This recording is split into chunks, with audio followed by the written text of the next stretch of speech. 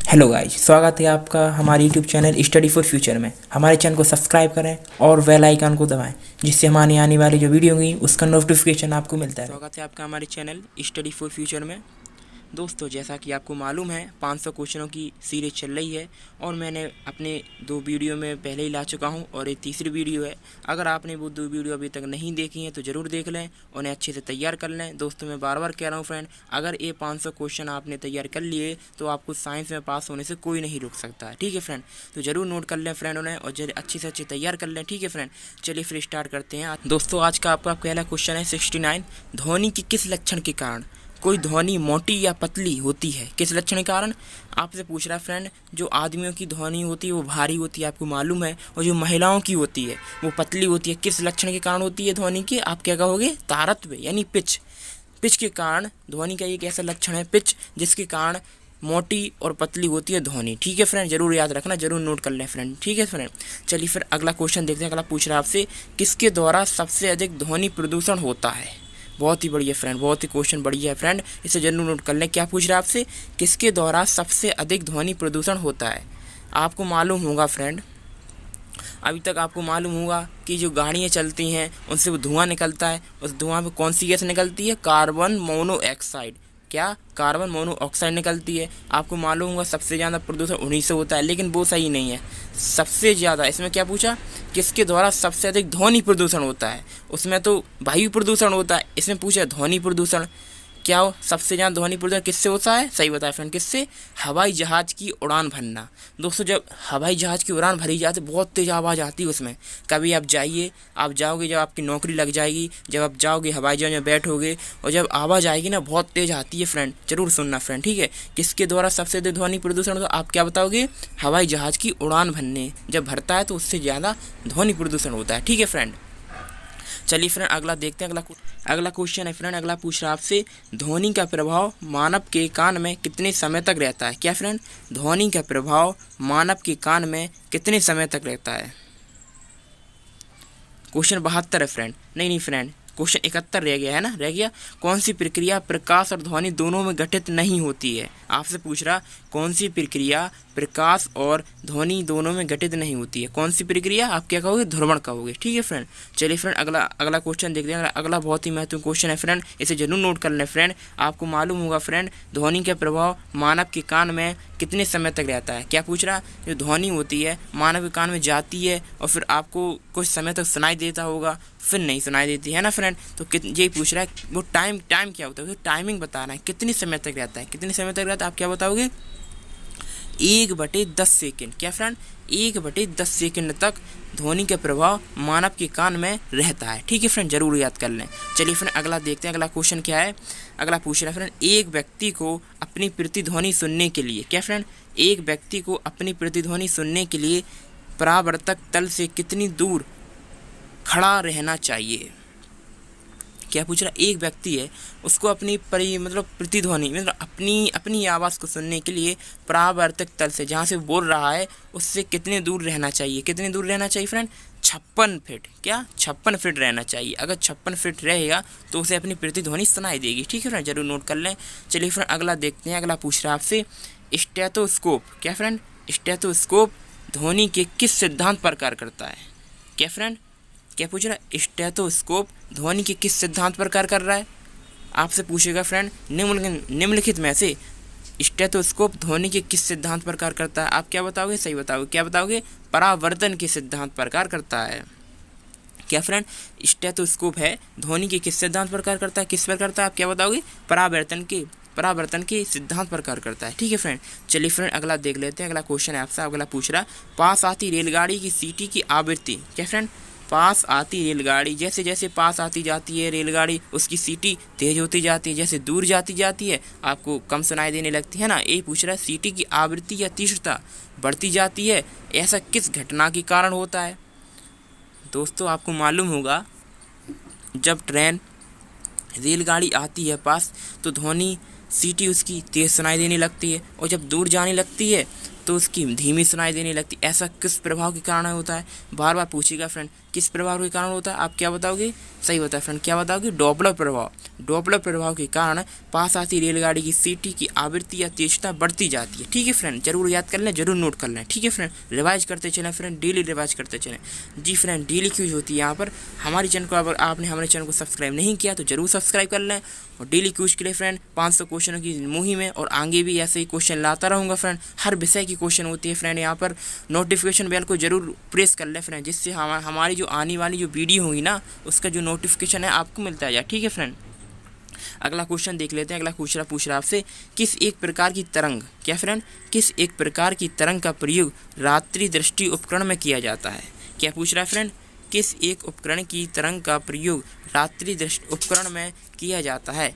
क्या कहोगे आप, जो फ्रेंड आपको मालूम होगा, जो रात्रि में दृष्टि उपकरण में, दोस्तों जो दृष्टि उपकरण होते हैं ना, रात्रि के समय यूज करते हैं, और में किस प्रकार की तरंग का प्रयोग किया जाता है, किस प्रकार की, अवरक्त किरण, क्या, अवरक्त तरंग का। ठीक है फ्रेंड, चलिए फ्रेंड अगला देख लेते हैं। अगला पूछ रहा है आपसे, एक जेट वायुयान 2 मैक के वेग से हवा में उड़ रहा है। जब ध्वनि का वेग 332 मीटर पर सेकंड है तो वायुयान की चाल कितनी होगी।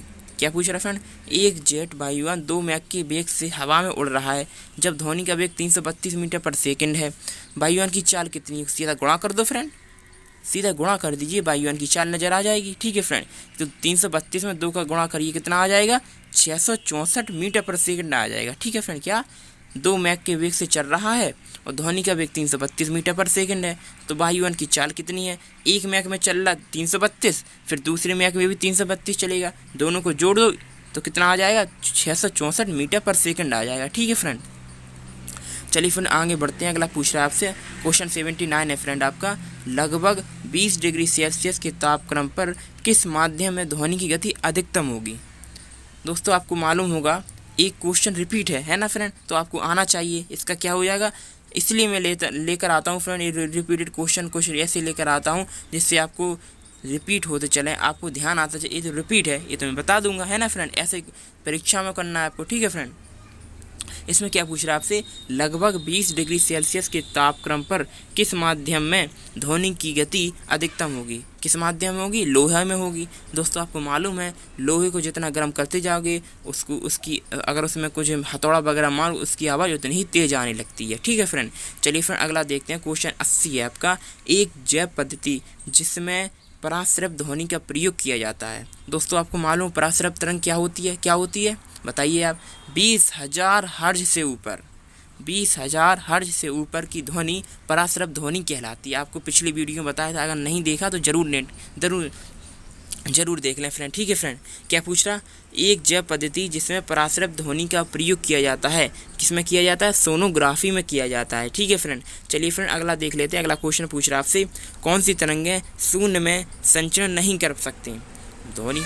आपको मालूम है फ्रेंड, शून्य में यानी निर्वात में। दोस्तों जब निर्वात में क्या होता है, आपको मालूम होगा, वायु नहीं होती है, वायु नहीं होगी तो बोलने वाला भी कोई नहीं होगा, बोलने वाला नहीं होगा तो कोई उपकरण भी नहीं होंगे, तो क्या होगा, ध्वनि तरंग होगी नहीं, है ना फ्रेंड। तो इसमें ये पूछ रहा है, कौन सी तरंगें शून्य में संचरण नहीं कर सकती, कौन सी तरंगें नहीं कर सकती, ध्वनि तरंगें शून्य में संचरण नहीं कर सकती। ठीक है फ्रेंड, अगला देखते हैं। अगले क्या पूछ रहा है फ्रेंड आपसे, वह उपकरण जो ध्वनि तरंगों की पहचान तथा ऋजु रेखन के लिए प्रयुक्त होता है क्या कहलाता है। बहुत ही महत्वपूर्ण क्वेश्चन फ्रेंड, क्या पूछ रहा है, वह उपकरण एक ऐसा उपकरण है जो ध्वनि तरंगों की पहचान करता है तथा ऋजु रेखन के लिए प्रयुक्त होता है, क्या कहलाता है, सोनार कहलाता है। दोस्तों सोनार एक ऐसा उपकरण होता है जो ध्वनि तरंगों की पहचान कर लेता है दूरी से, इसलिए इसका उपयोग बहुत ही सेना में किया जाता है। ठीक है फ्रेंड, जो ध्वनि तरंगें निकलती हैं, जो कि पनडुब्बी वगैरह आती हैं, उनकी जो ध्वनि तरंगें होती हैं, उनकी जो उसकी प्रयुक्त होता है, उनके जांचने के लिए, पहचान करने के लिए जल्दी पकड़ लेते हैं। ठीक है फ्रेंड, तो आप क्या कहोगे, वह उपकरण जो ध्वनि तरंगों की पहचान तथा ऋजु रेखन के लिए प्रयुक्त होता है क्या कहलाता है, सोनार कहलाता है। ठीक है फ्रेंड, चलिए फ्रेंड अगला देख लेते हैं। अगला पूछ रहा है आपसे, प्रकाश तरंग एक प्रकार की तरंग है, जी फ्रेंड, आप जरूर बता दें क्या है। अनुप्रस्थ है। प्रकाश तरंग आपको मालूम है, प्रकाश की जो किरण आती है वो चारों तरफ फैल जाती है, यानी प्रस्थ हो जाती है, अनुप्रस्थ हो जाती है ना। तो आप क्या कहोगे, प्रकाश तरंग किस प्रकार की तरंग है, अनुप्रस्थ तरंग है। ठीक है फ्रेंड, आपसे पूछे ध्वनि तरंग किस प्रकार की है, तो क्या कहोगे, अनुदैर्घ्य है। क्या, अनुदैर्घ्य। ठीक है फ्रेंड, जरूर नोट कर लें, प्रकाश तरंग अनुप्रस्थ तरंग है और ध्वनि तरंग अनुदैर्घ्य तरंग है। ठीक है फ्रेंड, आगे बढ़ते फ्रेंड, अगला पूछ रहा आपसे, प्रकाश का तरंग सिद्धांत किसके द्वारा प्रस्तावित किया गया था। क्या फ्रेंड, प्रकाश का तरंग सिद्धांत किसने दिया था, सीधा सीधा पूछ रहा, प्रकाश का तरंग सिद्धांत किसने दिया था। आप क्या बताओगे, हाइगेंस के द्वारा। हाइगेंस नाम वैज्ञानिक ने प्रकाश के तरंग सिद्धांत का प्रतिपादित किया था। ठीक है फ्रेंड, चलिए फ्रेंड अगला देख लेते हैं। अगला पूछ रहा आपसे, किस घटना के आधार पर प्रकाश तरंगों के अनुप्रस्थ होने की पुष्टि होती है। किस घटना के कारण, ध्रुवण के कारण फ्रेंड। अभी ऊपर बताया था फ्रेंड आपको, किस घटना के कारण होती है प्रकाश तरंग अनुप्रस्थ तरंग, ध्रुवण होता है। ठीक है फ्रेंड, चलिए फ्रेंड अगला देख लेते हैं। अगला पूछ रहा आपसे, प्रकाश के विद्युत चुंबकीय स्वरूप की खोज किसने की। देखिए फ्रेंड, आगे क्वेश्चन बहुत ही महत्वपूर्ण क्वेश्चन, इसे जरूर नोट कर लें फ्रेंड। प्रकाश के विद्युत चुंबकीय स्वरूप की खोज किसने की, फ्रेंड, सही बताया फ्रेंड, किसने की, आप क्या बताओगे, मैक्सवेल ने की, है ना कि फ्रेंड, मैक्सवेल ने की। आपको मालूम होगा विद्युत चुंबकीय फ्लक्स का मात्रक क्या होता है, वेबर होता है, वेबर होता है। अब एक वेबर बराबर कितने मैक्सवेल, ये भी क्वेश्चन आता है। आप क्या बताओगे, एक वेबर बराबर 10⁸ मैक्सवेल होता है। ठीक है फ्रेंड, जरूर याद रखना। इसलिए जो वैज्ञानिक हुए, इन्होंने सबसे पहले प्रकाश के विद्युत चुंबकीय स्वरूप की खोज की थी, इसलिए इनके नाम पर मात्रक रख दिया गया। उसका विद्युत चुंबकीय फ्लक्स का जो मात्रक है, इनके नाम पर रख दिया गया, मैक्सवेल। ठीक है फ्रेंड, चलिए फ्रेंड अगला देखते हैं। अगला इसका राइट आंसर हो जाएगा, प्रकाश की विद्युत चुंबकीय स्वरूप की खोज किसने की, मैक्सवेल ने की। ठीक है फ्रेंड, अगले देख लें। अगला क्वेश्चन है आपका, किसने सर्वप्रथम यह दिखलाया कि प्रकाश तरंगों का विवर्तन होता है। किसने कहा था फ्रेंड, किस वैज्ञानिक ने कहा था कि सर्वप्रथम यह दिखलाया कि प्रकाश तरंगों का विवर्तन होता है। किसने कहा था, आप क्या बताओगे, गिरेमाल्डी वैज्ञानिक हुए, उन्होंने सर्वप्रथम बताया था कि प्रकाश तरंगों का विवर्तन भी होता है। ठीक है फ्रेंड, चलिए फ्रेंड अगला देखते हैं। अगला पूछ रहा है फ्रेंड आपसे, बहुत ही महत्वपूर्ण, जरूर नोट कर लें फ्रेंड, जरूर नोट कर लें। बार बार कहता हूँ फ्रेंड, एक नोटबुक बनाइए, उसमें नोट करते चलें और डेली रिपीट करते चलें। ठीक है फ्रेंड, अगला देखते हैं। अगला क्या पूछ रहा है आपसे फ्रेंड, कौन सी घटना प्रकाश और ध्वनि दोनों में घटित नहीं होती है। देखिए फ्रेंड, आपको ऊपर ही बताया था, यहाँ पर भी रिपीट हो गया ना, क्या है, ध्रुवण है। कौन सी घटना प्रकाश और ध्वनि दोनों में नहीं होती, ध्रुवण नहीं होती है। ठीक है फ्रेंड, जरूर याद कर लें फ्रेंड। अगला पूछ रहा है फ्रेंड, कौन सा सिद्धांत प्रकाश की तरंग प्रकृति की पुष्टि करता है। दोस्तों आपको मालूम होगा व्यतिकरण का सिद्धांत, इसमें राइट आंसर हो जाएगा व्यतिकरण का सिद्धांत। प्रकाश की तरंग प्रकृति की पुष्टि करता है। व्यतिकरण का सिद्धांत ऐसा होता है कि प्रकाश की तरंग होने की प्रकृति, यानी तरंग है, प्रकाश एक तरंग है, ये पुष्टि करता है। ठीक है फ्रेंड, अगला देख लेते हैं फ्रेंड।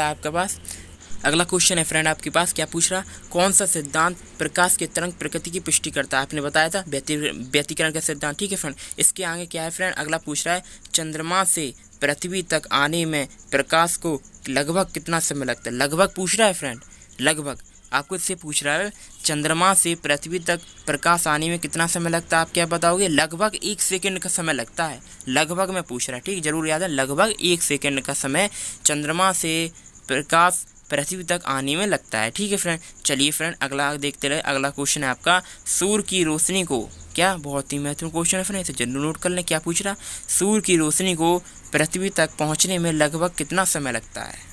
सूर्य की रोशनी आपको मालूम है फ्रेंड, सूर्य की रोशनी आती है पृथ्वी तक पहुंचने में कितना समय लगता है, 8 मिनट 16 सेकंड, आप कह सकते हैं 8 मिनट यानी 500 सेकंड के लगभग कह सकते हैं आप। ठीक है फ्रेंड, 8 मिनट या 500 सेकंड के लगभग कह सकते हैं। लगभग में कहना आपको फ्रेंड, ठीक है, यही ऑप्शन में आ गया फ्रेंड, लगभग 500 सेकंड, लगभग 1000 सेकंड, लगभग 1200 सेकंड, लगभग 2000 सेकंड। तो आप क्या बताओगे, लगभग 500 सेकंड या 8 मिनट। ठीक है फ्रेंड, जरूर याद कर लें।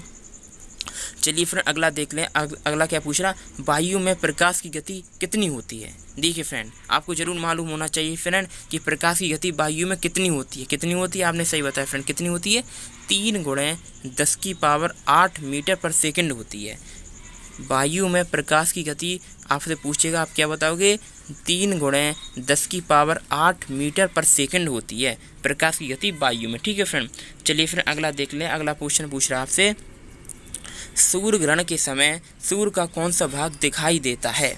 दोस्तों अगर कुछ पसंद आए तो लाइक करें, अपने दोस्तों के साथ शेयर करें फ्रेंड। ये 500 क्वेश्चन की सीरीज है, आपको मालूम होगा फ्रेंड। आपको फिर से याद दिला दूं फ्रेंड, अगर आपने हमारे चैनल को भी सब्सक्राइब नहीं किया सब्सक्राइब कर लें। आगामी परीक्षाओं के लिए मैं डेली क्विज लाता हूं फ्रेंड, साइंस की, मैथ की, रीजनिंग की और भी कुछ बहुत ही महत्वपूर्ण क्विज हैं फ्रेंड। अगर आपने नहीं देख लें और आगे भी डेली क्विज लेकर आता हूँ फ्रेंड, ठीक है फ्रेंड। और नोटिफिकेशन बेल को जरूर ऑन कर लें, जिससे हमारी आने वाली जो वीडियो होगी ना उसका नोटिफिकेशन आपको मिलता जाए, ठीक है फ्रेंड। चलिए फ्रेंड, और मैं डेली कहता हूँ फ्रेंड एक नोटबुक बनाइए और उस नोटबुक में आप नोट करते चलें। ये 500 क्वेश्चन अगर आपने तैयार कर लिए अच्छे से तो आपको साइंस में जीताने से कोई नहीं रोक सकता, ठीक है फ्रेंड। जीतने का मतलब क्या, पास होने से कोई नहीं रोक सकता, ठीक है फ्रेंड। आपका पड़ोसी भी नहीं रोक सकता, ठीक है फ्रेंड। चलिए फ्रेंड अगला देखते हैं। अगला क्वेश्चन पूछ रहा है आपसे, सूर्य ग्रहण के समय सूर्य का कौन सा भाग दिखाई देता है। देखिए फ्रेंड, है ना क्वेश्चन महत्वपूर्ण। दोस्तों मैं महत्वपूर्ण क्विज ही लेकर आता हूँ फ्रेंड, जिससे आपको अच्छे से अच्छे साइंस की क्वेश्चनों की अच्छे से परख हो सकती है, कौन सा क्वेश्चन कहाँ कैसा पूछ रहा है, ठीक है फ्रेंड। इसमें क्या पूछ रहा है फ्रेंड आपसे, सूर्य ग्रहण के समय सूर्य का कौन सा भाग दिखाई देता है। कौन सा भाग, किरीट, कोरोना किरीट कहते हैं फ्रेंड, किसे, कोरोना किरीट कहते हैं।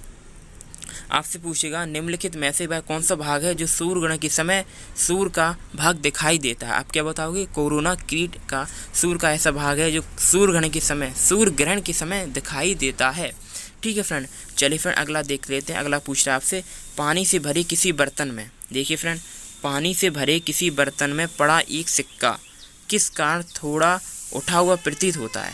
दोस्तों आप एक गिलास लीजिए, गिलास में पानी भर लीजिए, उसमें सिक्का डालिए, आप देखोगे तो पानी का जो सिक्का होता है ना, सिक्का डालोगे तो थोड़ा ऊपर दिखाई देता है, किस कारण के कारण। तो आप क्या बताओगे, प्रकाश के अपवर्तन के कारण। क्या, प्रकाश के परावर्तन के कारण नहीं, प्रकाश के अपवर्तन के कारण जो पानी में बर्तन में पड़ा एक सिक्का थोड़ा उठा हुआ प्रतीत, यानी ऊपर हो ऐसा प्रतीत दिखाई देता है, ठीक है फ्रेंड। जरूर प्रैक्टिकल कर लीजिए फ्रेंड, जिससे आपको और डाउट क्लियर हो जाए, ठीक है फ्रेंड।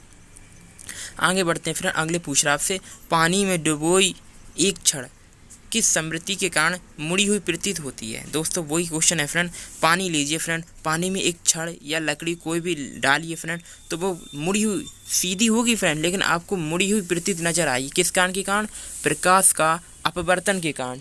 क्या फ्रेंड, प्रकाश के अपवर्तन के कारण पानी में डुबोई गई एक छड़ मुड़ी हुई प्रतीत दिखाई देगी, और पानी में भरे किसी बर्तन में एक सिक्का थोड़ा उठा हुआ प्रतीत दिखाई देगा। जरूर नोट कर लें फ्रेंड, ठीक है फ्रेंड। चलिए फ्रेंड अगला देख लेते हैं। अगला पूछ रहा, किसके कारण आकाश नीला दिखाई देता है। देखिए फ्रेंड, आपको मालूम होगा, आप आकाश देखते होगे नीला दिखाई देता है, तो आपको दिमाग में एक क्वेश्चन आना चाहिए फ्रेंड कि नीला ही क्यों होता है, किस कारण से नीला होता है। तो आप क्या कहोगे, आपसे क्वेश्चन पूछेगा निम्नलिखित में से किस कारण आकाश नीला दिखाई देता है, किस कारण दिखाई देता है, क्या बताओगे, प्रकीर्णन, प्रकाश के प्रकीर्णन के कारण जो आकाश नीला दिखाई देता है, किसके कारण, प्रकाश के प्रकीर्णन के कारण, ठीक है फ्रेंड। आगे बढ़ते हैं फ्रेंड, अगला क्वेश्चन आपसे पूछ रहा है, सूर्योदय और सूर्यास्त के समय आसमान में लाल रंग किसके कारण होता है।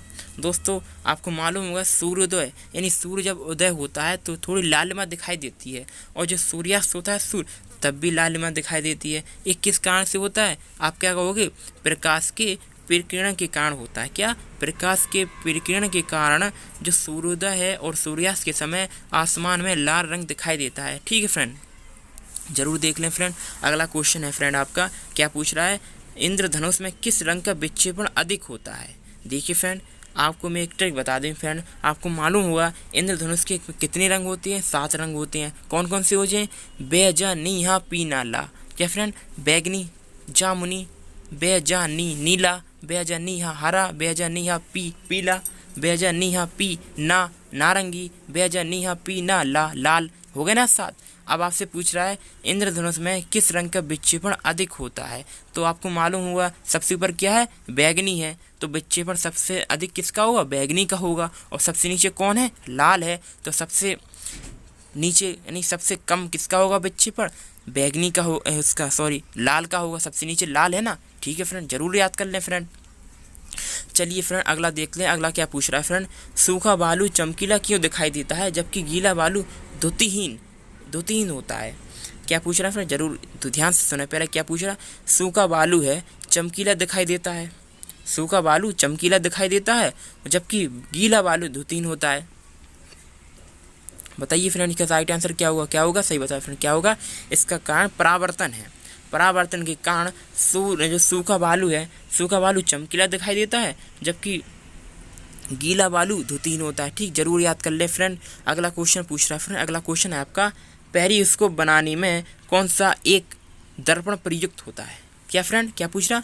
जो पेरिस्कोप बनाने में, पेरिस्कोप आप जानते हो क्या होगा? अब बता, कमेंट करिए फ्रेंड, इसके बारे में कमेंट करिए। अगर नहीं आएगा तो अगली वीडियो में मैं आपको बता दूंगा। ठीक है फ्रेंड, क्या पूछ रहा है फ्रेंड? पेरिस्कोप बनाने में कौन सा एक दर्पण प्रयुक्त होता है? कौन सा दर्पण? समतल दर्पण। आप क्या बताओगे? आपसे पूछेगा निम्नलिखित में से कौन सा दर्पण पेरिस्कोप बनाने में प्रयुक्त होता है? आप क्या कहोगे?